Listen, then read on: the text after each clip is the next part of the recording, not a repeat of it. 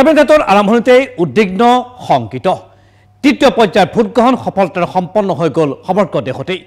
পূৰ্বৰ তুলনাত এইবাৰ চিন্তনীয়ভাৱে হ্ৰাস পাইছে ভোটদানৰ হাৰ দেশত ভোটদানৰ হাৰ হ্ৰাস পোৱা কথাই প্ৰকৃততে কি তাৎপৰ্য বহন কৰিছে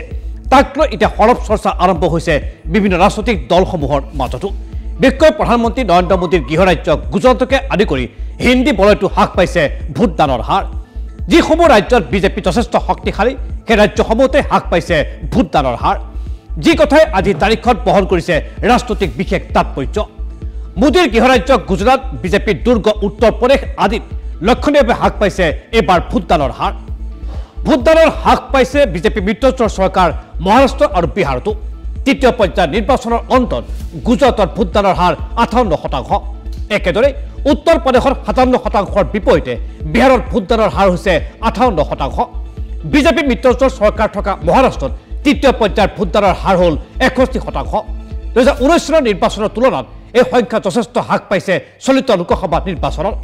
প্ৰথম দ্বিতীয় পৰ্যায়ৰ নিৰ্বাচনটো বিজেপি শাসিত এইসমূহ ৰাজ্যত হ্ৰাস পাইছে ভোটদানৰ হাৰ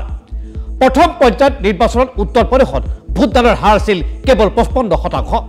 একেদৰে বিহাৰ আৰু মহাৰাষ্ট্ৰত ভোটদানৰ হাৰ আছিল কমে 59 আৰু 62%। আৰু এখন বিজেপি শাসিত ৰাজ্য মধ্যপ্ৰদেশত ভোটদানৰ হাৰ আছিল 58%।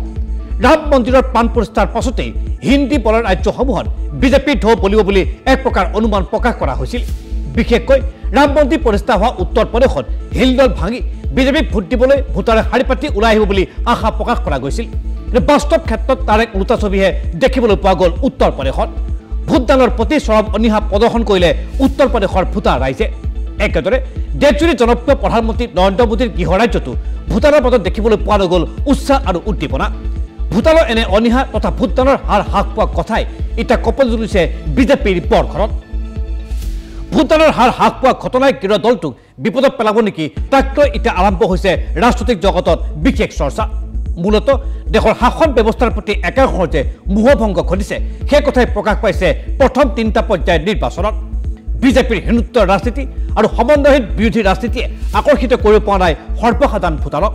নিৰ্বাচনী সভাসমূহত ৰাজনৈতিক নেতাৰ মুখত নাই কোনো বিকাশৰ শ্লোগান অথবা উন্নয়নৰ এজেণ্ডা কেৱল এটা পক্ষই আন এটা পক্ষক উদ্দেশ্য কৰি আৰম্ভ কৰিছিল বোকাখতীয়াৰ নিকৃষ্ট ৰাজনীতি একেদৰে হিন্দী বলৰ ৰাজ্যসমূহত অব্যাহত থকা প্ৰচণ্ড গ্ৰীষ্ম প্ৰবাহো প্ৰভাৱ পেলাইছে এইবাৰৰ ভোটগ্ৰহণত বিহাৰ উত্তৰ প্ৰদেশ ৰাজস্থান আদি ৰাজ্যত অব্যাহত আছে গ্ৰীষ্ম প্ৰবাহ